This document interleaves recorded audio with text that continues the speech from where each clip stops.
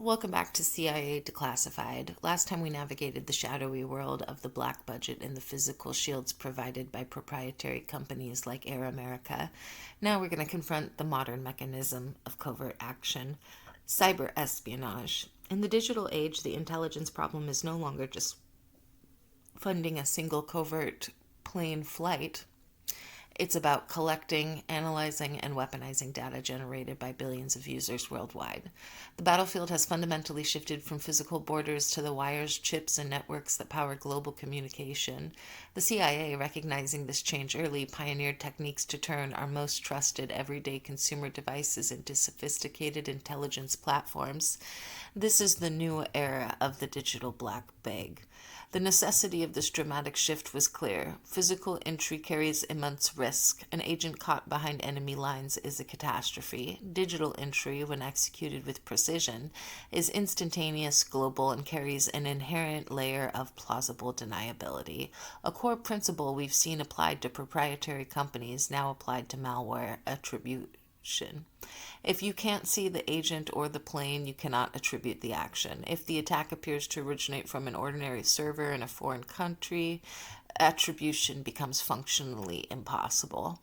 The doctrine of digital infiltration provides the operational cover for cyber exploitation.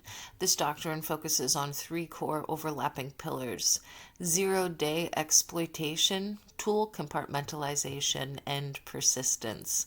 A zero-day is a vulnerability in software or hardware that is known to the vendor, the company that made the product, and therefore has 0 days of patch availability. The CIA, along with the broader U.S. intelligence community, operate under a policy known as the Vulnerabilities Equities Process. The VEEP, that's what the acronym is, VEP, is a secretive high-level framework designed to decide whether a newly discovered vulnerability should be disclosed to the vendor for patching, protecting public users, or retained by the agency for intelligence purposes, weaponizing the flaw. The cost and difficulty of acquiring a stable universal zero-day means these tools are treated as high-value national assets, often warehoused in highly protected digital vaults.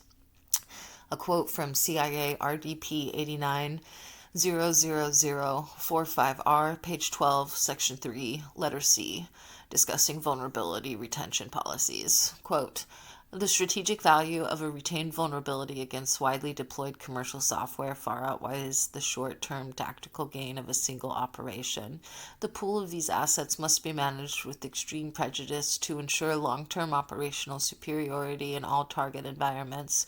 Disclosure is only approved if the risk of foreign exploitation against the homeland exceeds the foreign intelligence collection opportunity." End quote. Once a system is compromised, the primary goal is persistence, ensuring the malware or implant survives system reboots, operating system reinstallation, software updates, and even factory resets. This involves writing code into deeply embedded firmware, the hardware's BIOS, or hidden partitions of the operating system that are not routinely scanned by commercial antivirus software or standard forensic tools. This deep implantation allows the CIA to maintain a persistent presence, sometimes for years, effectively owning the target device without the user ever being aware. The Vault 7 leak in 2017 provided the most comprehensive public glimpse into the CIA's development of Weapons Group, DWG, and its ability to weaponize technology. The tool Weeping Angel, designed to target Samsung smart TVs, is a masterclass in exploiting trust. The malware allowed the CIA to put the TV into a fake-off mode dubbed Fake Off. In this state, the TV appeared completely deactivated by the user. The screen was black, unresponsive, and the TV's power light was off. But the Wi-Fi chip and microphone remained fully active. The collected audio data was compressed and streamed to a remote CIA server via a low-profile C2 channel. This effectively turned the most domestic and trusted object in a living room into a sophisticated hidden microphone. The tool is designed to penetrate data from air-gapped systems, computers completely disconnected from the internet, represent the pinnacle of engineering in the DWG. Hammer drill, for example, refers to techniques used to initially plant malware onto target systems via compromised physical media like USB drives or CDs, delivered through infiltrated supply chains or field agents. Once installed, the subsequent data utilized out-of-band communication techniques like high-frequency acoustic signals inaudible to humans or precisely modulated electromagnetic radiation, essentially turning the computer's motherboard into a low-powered radio transmitter to covertly send small amounts of data to a nearby CIA listening post. This level of physical digital intrusion proves the CIA operates far beyond simple network intrusion. We now confront the highly controversial but persistently argued hypothesis of the modern proprietary company.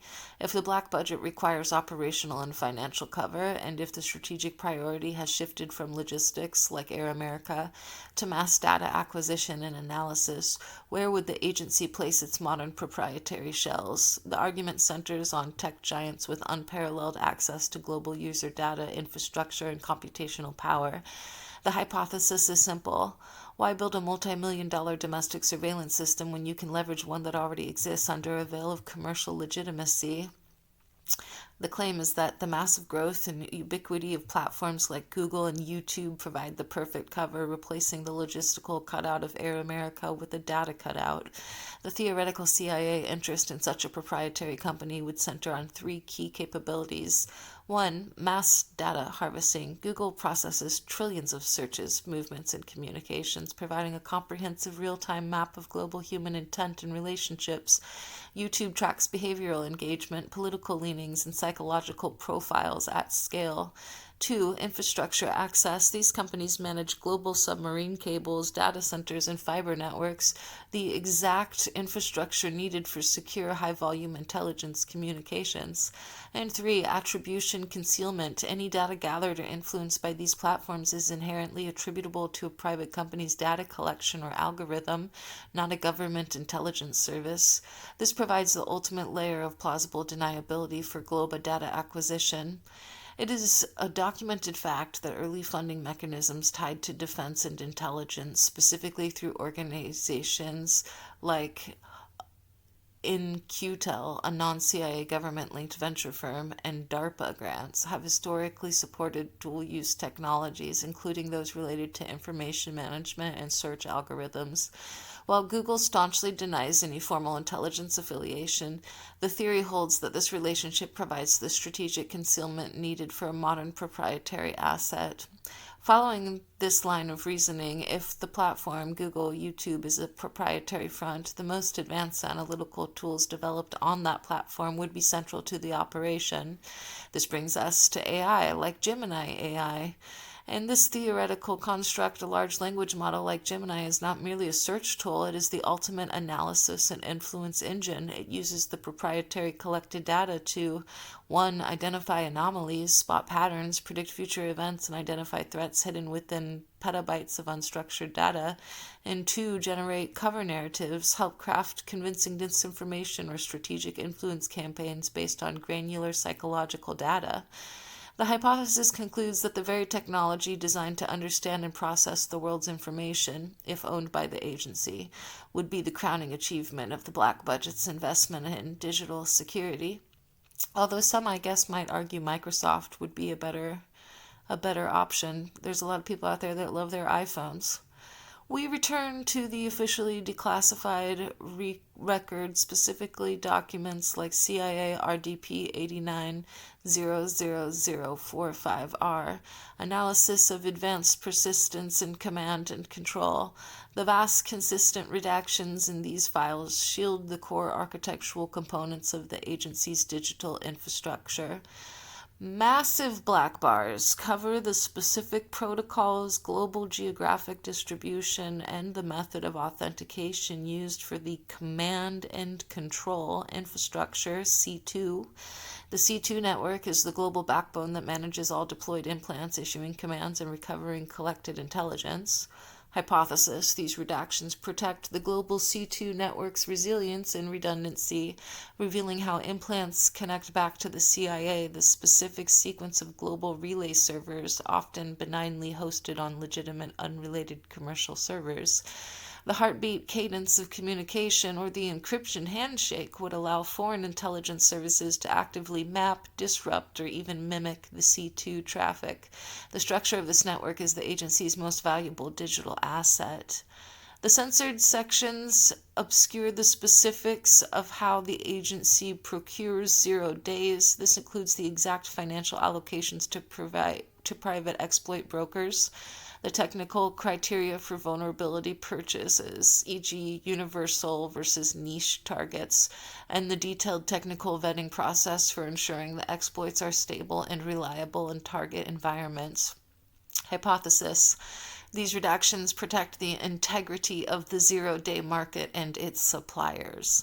Disclosing the specific prices paid, the names of exploit sellers, or the technical vetting process would violate the non-disclosure agreements with these private black market contractors. It would also inform foreign adversaries exactly which kind of exploits are most valuable to the CIA, allowing them to prioritize defensive measures or outbid the U.S. for those same flaws, effectively cutting off the supply chain for digital weapons.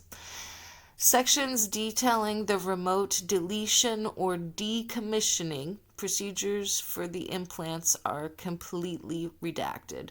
This includes the kill switch mechanism, the fail-safe protocols if a server is compromised, and the methods used to erase all digital traces of the malware after an operation is complete. Hypothesis: this protects the forensic integrity and attribution policy of future operations. The ability to remotely and irreversibly delete all remnants of an implant from a target system is crucial for maintaining plausible deniability. If these specific deletion commands and cleanup scripts were revealed, any future target that finds an implant would know exactly where to look for the signature deletion residue, making attribution possible. The agency needs to ensure that when they exit a target, there is truly no forensic trail left behind.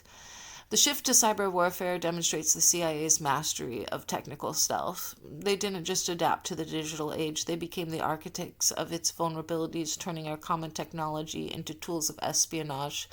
Whether through remote implants or the controversial theory of massive proprietary platforms, the scope of the digital black bag operation is truly extraordinary.